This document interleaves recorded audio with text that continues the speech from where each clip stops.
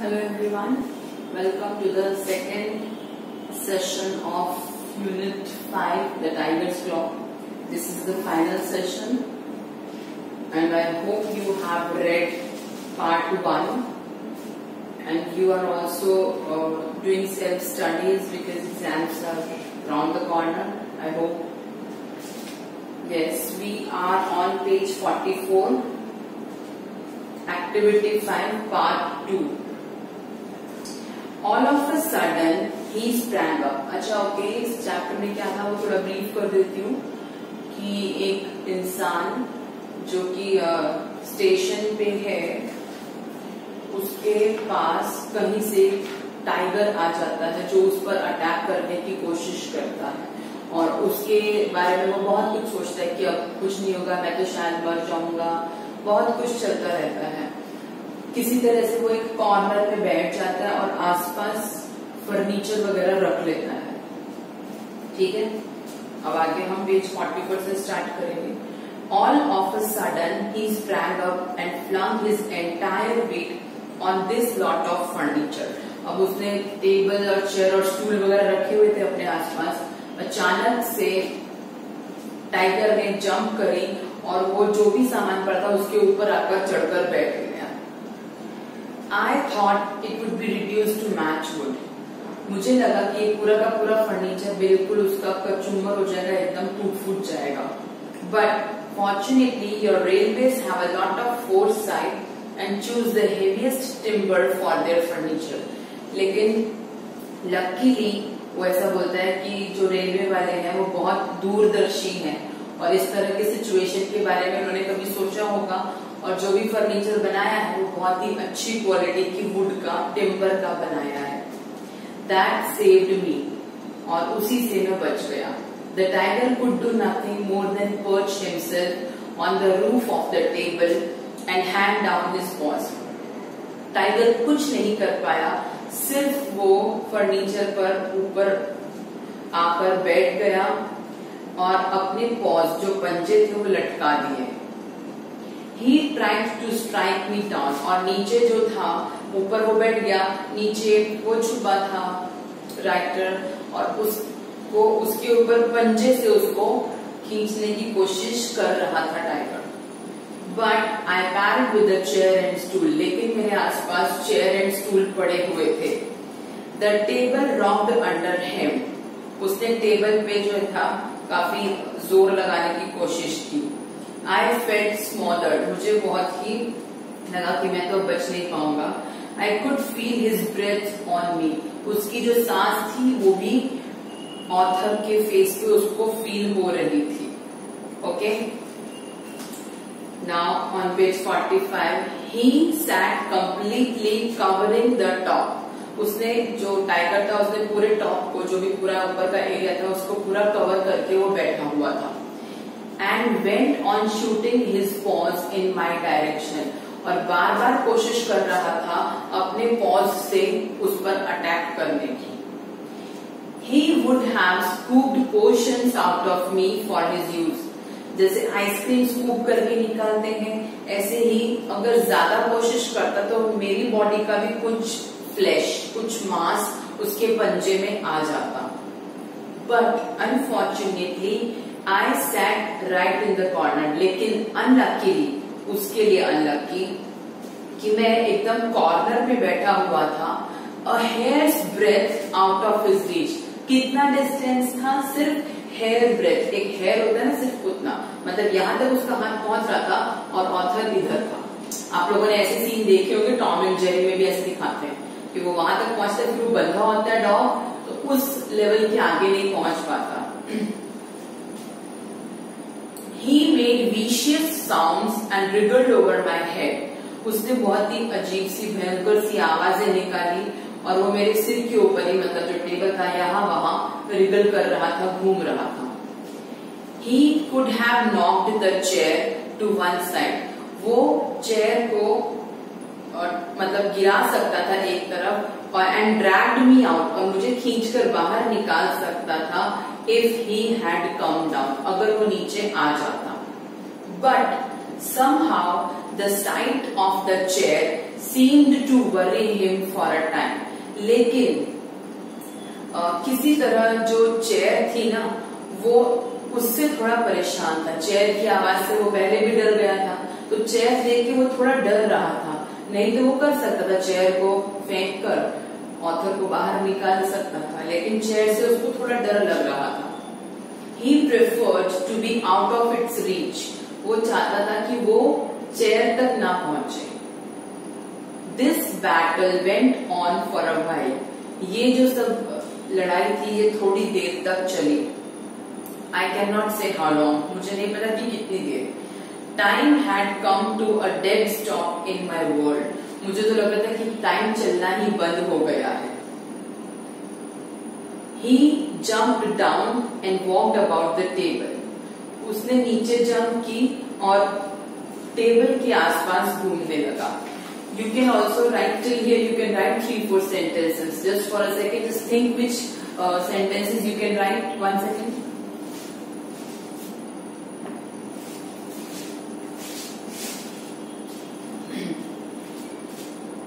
Okay, author को लग रहा था कि जो समय है वो तो रुक ही गया है। He jumped down and walked about the table. उसने नीचे जंप करी और टेबल के आसपास घूमने लगा। Looking for a gap. वो चाह रहा था कि थोड़ा गैप कहीं से मिल जाए। टाइगर ऐसा चाह रहा था कि गैप दिख जाए तो वहां से वो फटाफट राइटर को पकड़कर अपना डिनर बना सके। I rattled the chair a couple of times. मैंने 1-2 बार चेयर को थोड़ा हिलाया ताकि वो और डर जाए। That it inoffensive, मतलब उस पर अटैक नहीं किया, बस सिर्फ हिलाया थोड़ा सा। But very soon it lost all its terror for him. ऐसा होता है ना, जब हम बार बार किसी एक चीज से डराते हैं किसी को भी, तो उसका डर खत्म हो जाता है। अगर हम बार बार बोलते हैं कि भाई नहीं कर लो, नहीं तो ऐसा हो जाएगा, नहीं तो ऐसा हो जाएगा, अगर हम एक ही चीज बार बार बोलते हैं तो एक लिमिट तक उसका डर रहता है, बाद में वो फिनिश हो जाता है। तो ऐसे ही स्टार्टिंग में तो टाइगर को डर लगा था चेयर से, लेकिन बाद में उसका वो डर चला गया। He patted the chair and found that it is inoffensive. उसने हिम्मत करके चेयर को पैट किया, टच किया और देखा कि ये तो वापस अटैक नहीं करती है, तो उसको पता चल गया कि इससे कुछ नहीं होगा मुझे। At this discovery, he tried to hurl it aside. अब जब उसे ये पता चल गया तो उसने ट्राई किया चेयर को एक साइड करने का। But I was too quick for him. लेकिन मैंने बहुत क्विकनेस शो करी। I swiftly drew it towards me and wedged it tight into the arc of the cable. अब जैसे मान लो ये कॉर्नर है, इसमें ऐसी चेयर होती है, ठीक है, राउंड। तो मैंने क्या किया, मतलब ऑथर ने क्या किया, उसने फटाफट इससे पहले कि टाइगर चेयर को साइड करता और ऑथर को निकालता, ऑथर ने चेयर को अपनी तरफ खींच लिया, बिल्कुल फिक्स कर दिया कॉर्नर में, और उसके पीछे खुद वो फिक्स हो गया। ठीक है, I swiftly drew it towards me. मैंने इसको अपनी तरफ खींचा and wedged it right into the arc of the table. और टेबल की जो आर्क थी वहां पर फिक्स कर दिया। And the stool protected me on another side. और दूसरी साइड स्टूल ने मुझे प्रोटेक्ट किया। I was more or less in a stocking made of the legs of furniture. मैं ऐसा लग रहा था कि मैं एक सामान का गठरी टाइप का हूँ जो कि फर्नीचर के लेग्स से बना है। He sat up on his haunches in front of me.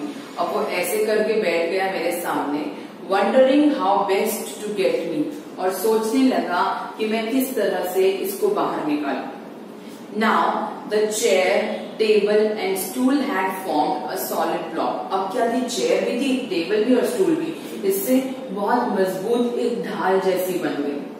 With me at their heart and they could withstand all this tricks.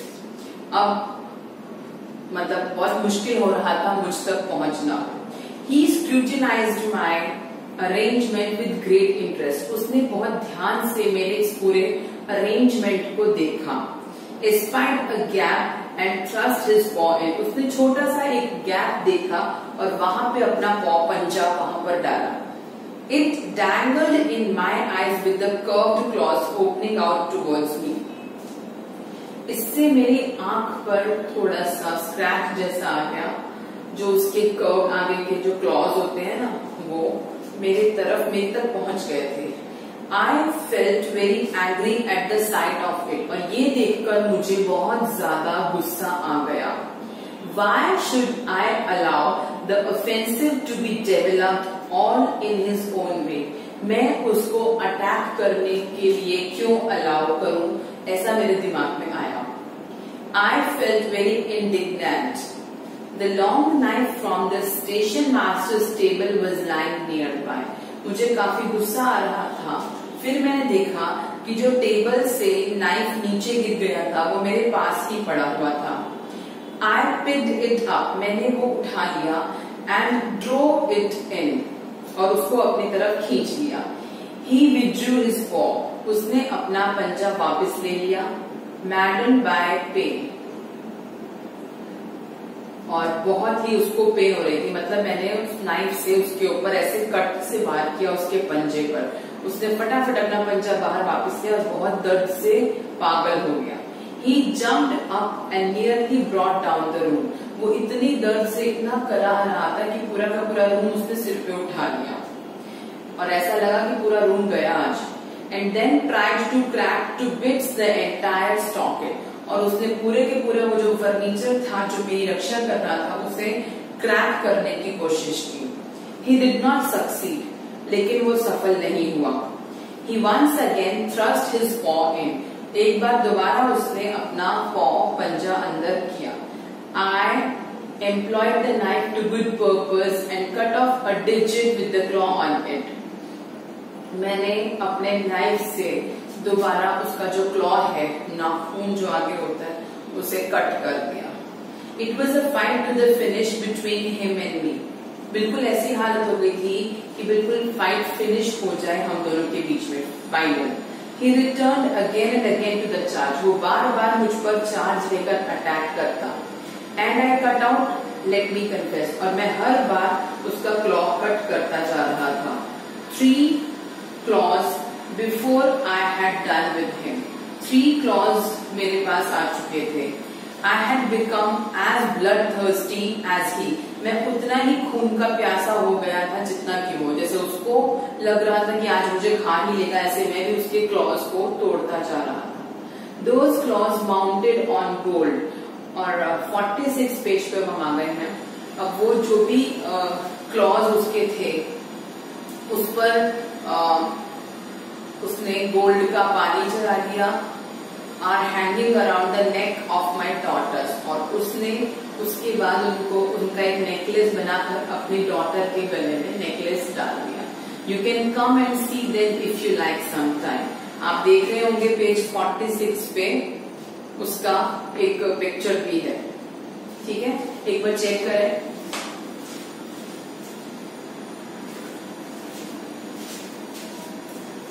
Yes. So now 6th activity. See, I have not written the notes for this. You can write by yourself. All maximum I used to do, but this time you can try. Now 6th activity is match words in A with their meaning in B and then use them in your sentences. Foresight, insider prejudice. Timber, wood prepared for use in building and carpentry. Hunches, to sit. Porter, gatekeeper. Mount, to climb. Now question answer, refer to paragraph 4. See, paragraphs are also given. The word lot has been used in para 2 as well as in para 4. What are the 2 different meanings that it conveys? Now you have to find out these meanings and you can also use them in your making sentences. How can we say that the narrator is grateful to the railways? क्यों? क्योंकि उसने जो furniture use किया था जिसके पीछे वो छुप गया था खुद को बचाने के लिए। उसको लगा कि अगर टाइगर ने अटैक किया तो ये पूरा का पूरा टूट जाएगा, लेकिन जब टाइगर उसके ऊपर बैठा था उसके फर्नीचर पे तो फर्नीचर को कुछ नहीं हुआ। दैट मीन्स रेलवेज वालों ने अच्छा टिम्बर, अच्छी लकड़ी यूज करी थी फर्नीचर बनाने में। Explain why the comment is made. Time had come to a dead stop in my world. क्योंकि उसको समझ ही नहीं आ रहा था कि टाइम चल भी रहा है, बस वो वेट कर रहा था कि वो कब अटैक करेगा, मैं किस तरह से उसे डिफेंड करूंगा। Describe the stockade that the narrator had made for himself. वो stockade टेबल, स्टूल और वो चेयर वाला, उसको डिस्क्राइब करना है in proper words. Then we have question for from paragraph 6. 1, 2, 3 and 4. See, second question first you can do. The narrator had become as bloodthirsty as the tiger. जब narrator ने 2-3 बार try करके knife से उसके ऊपर भी attack किया और वो सक्सेस भी हुआ, तो अब उसको भी लगने लगा कि मैं भी इसको हरा सकता हूँ टाइगर को। तो और टाइगर तो कर ही रहा था अपने ट्राई, सो टाइगर भी उतना ही ब्लडथर्स्टी था और नैरेटर भी उतना ही। The narrator had only one weapon which she put to good use. What was it? How did he use it?